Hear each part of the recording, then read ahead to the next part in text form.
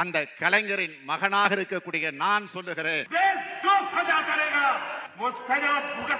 தர்மம் தன் வாழ்வதனை சூது. உங்கள மாதிரி மனுஷன்லாம் இருக்கனாலதான் கொஞ்சமாச்சும் மழை பெய்யுது. என்ன மனுஷன்? சரி, you are anti-Indian.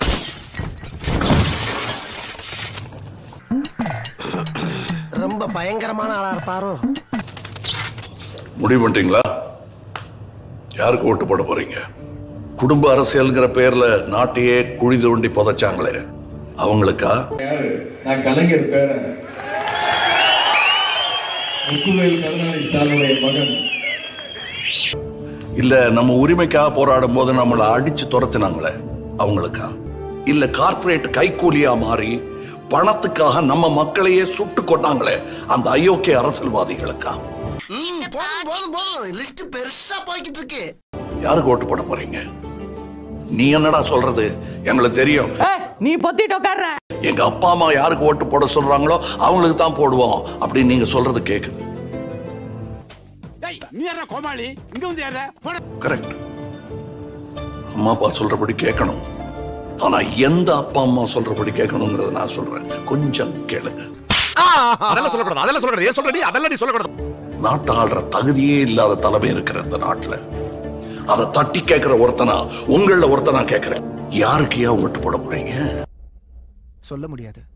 அட நம்மளுக்குள்ள என்ன இருக்கு சார்? சும்மா சொல்லுங்க சார். முடியாது, சொல்ல முடியாது.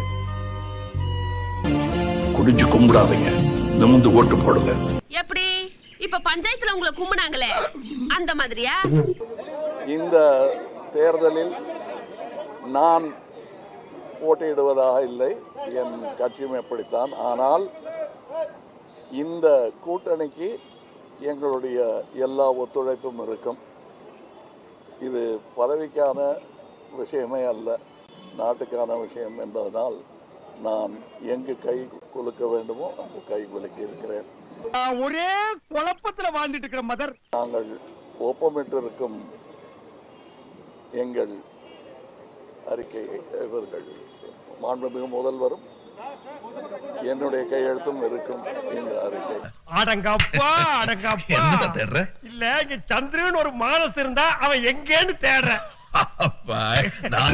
நீங்கள் வெற்றி களம் காணும் நாள் நாங்களும் தான். வணக்கம்.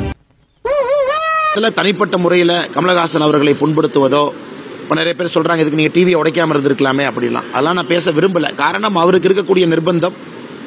அரசியல் நடத்தி பார்த்தாரு, இடையில திரும்ப சினிமாக்கு போனாங்க, திரும்ப பிக் பாஸுக்கு போனாங்க, திரும்ப ஏதோ செஞ்சு பார்த்தாங்க. நான் ஒரே விஷயத்தை என்ன சொல்வேன்னா, முயற்சி எடுத்து பார்த்தாருன்னு மட்டும்தான் சொல்வேன். ஏன்னா அரசியல் ரொம்ப ரொம்ப கடினம்.